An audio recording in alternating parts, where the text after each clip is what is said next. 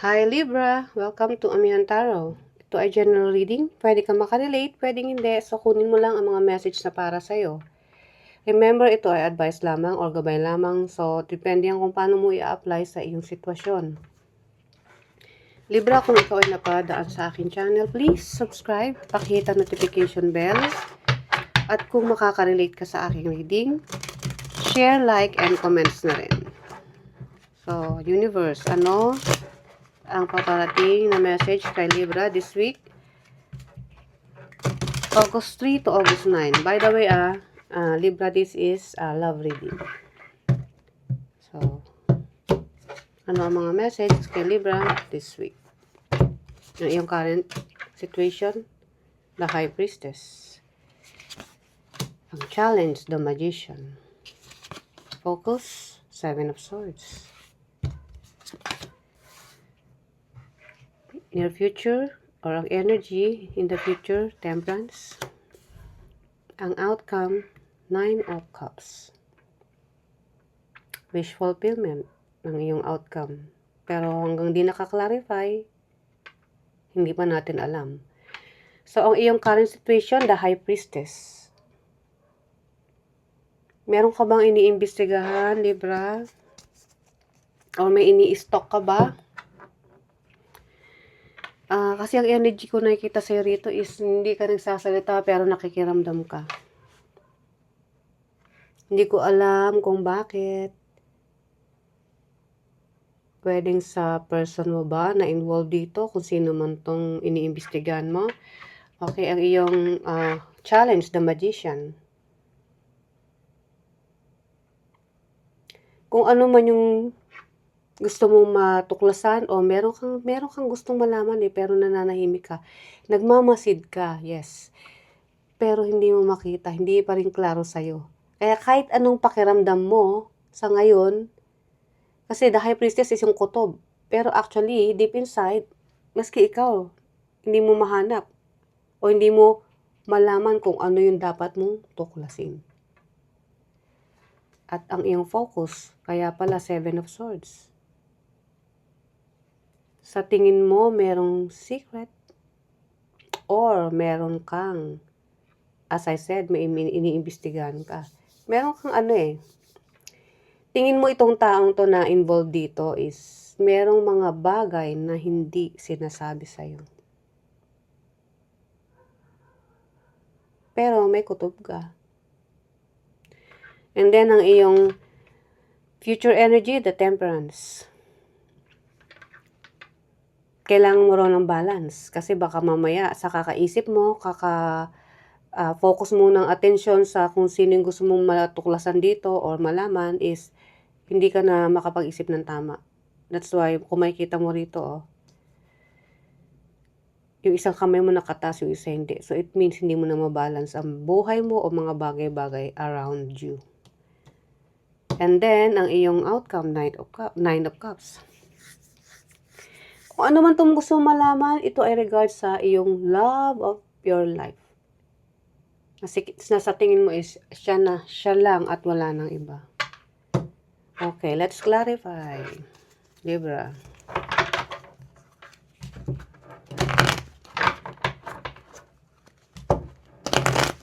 Universe, ano ang message para kay Libra this week, August 3 to August 9?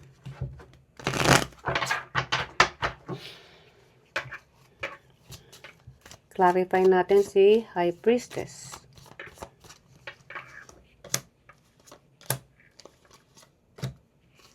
Seven of Swords, Seven of Swords. Yeah, may iniispayan ka nga. Regarding dito sa iyong love of your life. Dahil alam mo na may hindi sinasabi o may ginagawa to na sa tingin mo pag wala ka o pag hindi ka nakaharap. And kasasabi ko lang, love of your life, di ba? Yes. This is a serious commitment or romantic relationship na meron ka. Which is the Two of Cups.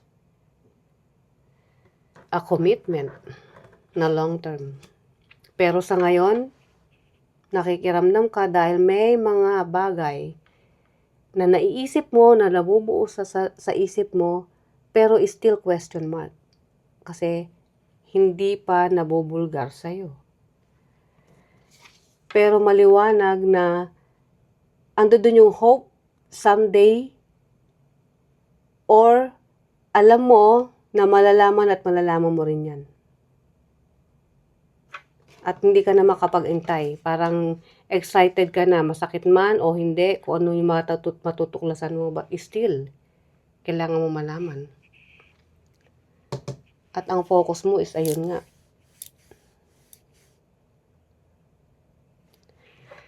The Magician.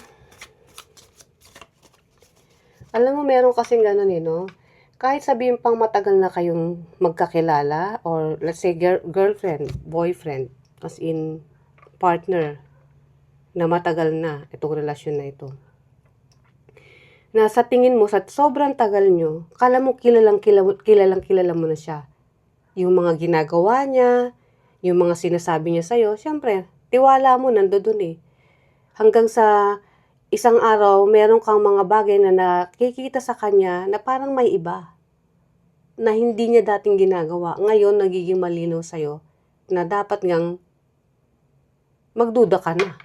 Dahil ikaw nakakaalam niyan, Libra. Kasi ang kutob minsan, sabi nila kutob lang yan. Pero kung may mga bagay na nakikita ka at hindi niya naman ginagawa dati, of course, andun na yung pagdududa. Nasa tingin mo, kailangan mo to, itong energy na to. Maging alerto at maging kumbaga, alam yung, kasi ang The Magician is not only minamanifest niya kung ano yung gusto niya malaman o mangyari. Ngayon, yung minamanifest mo rito, sa nakikita ko na sa ngayon hindi mo mamanifest kasi nga, walang kasiguraduhan sa ngayon. Pero kung gagamitin mo ang iyong instinct, at lalaliman mo pa kung ano yung gusto matuklasan, kung ito man ay totoo, yung kutob mo, kahit hindi mo na ipagdasal yan, lalabas at lalabas. Kahit hindi ka na mag-effort. Sabi nga nila, walang lihim na hindi mabubulgar. So, kung mabulgar man yan, at least magpasalamat ka dahil biruin mo. Itong relationship na to, I think hindi naman to kailan lang, matagal na. Pero sana kung may matutuklasan ka man na hindi maganda, magpasalamat ka pa rin dahil hindi na magpapatuloy kung ano yung mga ginagawa niyang hindi maganda sa'yo. May chance ka pa rin mag-move forward o mag-iwan ng direksyon. Kung ano mang direksyon ang gusto mong puntahan. Kung sakali man, di ba? The Magician. Emperor. The High Priestess ulit. And the Judgment. Kaya gagamitin mo intuition mo. Sa ngayon, challenge, pero hindi. Makikita ko gagawin mo. Magkakaroon ka ng aha moment dito Ikaw mismo, bigla na lang, alam mo yung biglang kutob, and then, nung napagtagpi-tagpi mo yung mga nasasaksihan mo ngayon, may mga issue o may mga pangyayaring bumabalik sa ginawa niya dati pa. Ngayon, dahil nga may kutob ka na, ngayon mo nabubuo lahat. Na yes, confirm, may ibang ang ginagawa to na hindi sakop ng relasyon ninyo. Hindi ko alam kung ano yun kasi wala akong nakikitang third party rito. Pero hindi siya nagiging totoo sa'yo. Dati pa. Pero since hindi mo yun nakikita noon, ngayon nakikita mo na. At confirm, yes, nabuo mo ang istorya dahil lang sa mga memories or mga past na ginagawa niya na noon ini-ignore mo. Ngayon naging maliwanag sa'yo. Kasi, kung di ka naman, wala namang sa taong, lalo na kung may kakayanan kang mag-imbestiga, may kakayanan yung isip mo na buuin kung ano yung mga hindi mo nakikita noon at nakikita mo na ngayon. 'Di ba? Kumbaga hindi ka naman tanga, 'di ba? Libra, para malaman mo 'yon. Yun yung nakikita kong energy mo. So kung ang taong to tingin niya sa is malilin lang kanya, nagkakamali siya. Nalinlang kanya na dati, pero not now. Nagiging clear na sa'yo lahat habang tumatagal. 7 of Swords, Queen of Pentacles, 8 of Pentacles, and 9 of Cups. Kasi ito yung akala mo talaga yung sabi ko nga, love of your life. 9 of Cups, 9 of Cups. The forever and ever and ever na relationship. Na ando dun dati yung hindi ako susuko till death do us part na energy. Kung ano ang meron ako, meron ka. Yun yung mga energy noon na stable, which is nakikita ko naman napaka-stable na relasyon nito. Ando dun yung stability, yes. Pero ngayon, dahil sa isang bagay na may nakita ka, doon ka nag-umpisang magduda.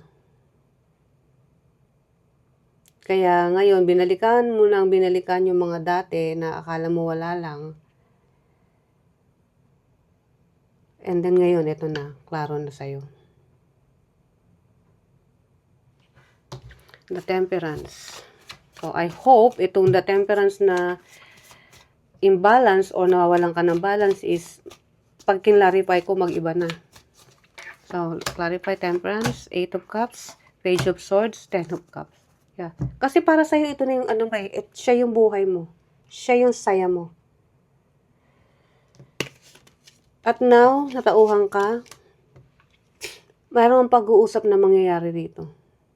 So, kung dati na-control ka nitong taong to, which is nakikita ko rito, ngayon hindi na, baligtad na.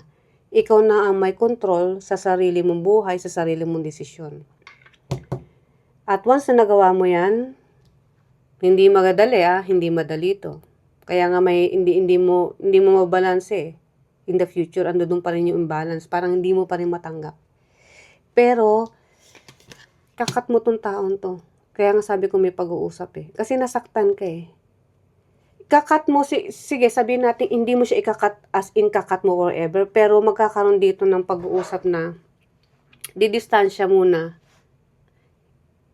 ang isa't isa, ang bawat isa sa inyo. Dahil sa'yo nanggaling yung pag-uusap, ikaw yung magdi-distance ka, hingi ka ng space, ayun. Hahanapin mo muna yung sarili mo. Pwedeng literal na pupunta ka sa family mo o mga kapatid mo, sa parents mo, para i-heal yung sarili mo. Hindi ko nakikitang aalis ka as forever. Gusto mo lang ng space for now. Ang maganda lang dito is, after mo maklaro, maliwanagan, humingi ka ng pag-uusap. And then, for now, distansya muna ang gusto mo. Kasi mas pipiliin mo, masakit. Ito yung napakasakit din na energy. Sadness. Nagkukos sa'yo ng sadness yan. Magkukos pa rin sa'yo in the future. Pero, distansya muna. Space. You need space, Libra. Lalo na feeling mo na may betrayal na nangyari. And then, ang 9 of Cups, the outcome.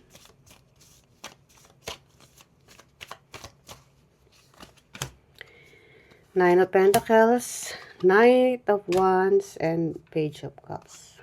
Self-love. Etong sa yung isa, ang tingin mo na wish fulfillment na meron ka before is, eto nga, ganito nangyari. Hanggang sa humantong sa, let's say cool off. Muna kayo, time out. Kasi gusto mo na mag-heal. So, lilibangin mo, together with your friends, your family. At gagawin mo yan kasi sa ngayon gusto mo nang maging independent. Gusto mo muna maging malaya habang nag-heal ka sa sitwasyon na ito. Para sa'yo, ito yung time na humigop o kailangan mo ng fresh air. Pumunta sa ibang lugar na sa tingin mo makaka-relax ka. Na dati hindi mo nagawa, lagi mo kasama itong taong to. So, since sumihingi ka ng space, i-enjoy mo muna yan mag-isa. Habang gusto mo maging payapa yung isip mo. So, Libra, ito ang isa pang message mo. Last message. I pretend I don't care, but I see you in my dreams. So, siguro nung una, napapanaginip, meron ka ng mga nakikita mo na navivision mo to, or nakikita mo sa panaginip ng mga senaryo nangyayari na kinakaharap mo ngayon. Which is ito nga. So, since akala mo sa panaginip lang, wala kang ginawa, hindi ka nag-action. And then, ngayon mo na-realize na, tama pala yung mga panaginip ko. Kumbaga, binibigyan ka na lang pala ng universe ng hint through your dreams. Kumbaga, nagkaroon ng babala ang universe sa'yo sa pamamagitan ng panaginip mo. Okay, Libra, ito ang yung reading. I hope may napulot kang advice. At sana nagustuhan mo itong reading ko para sa'yo. So, see you ulit sa ating mga susunod pang reading. Bye!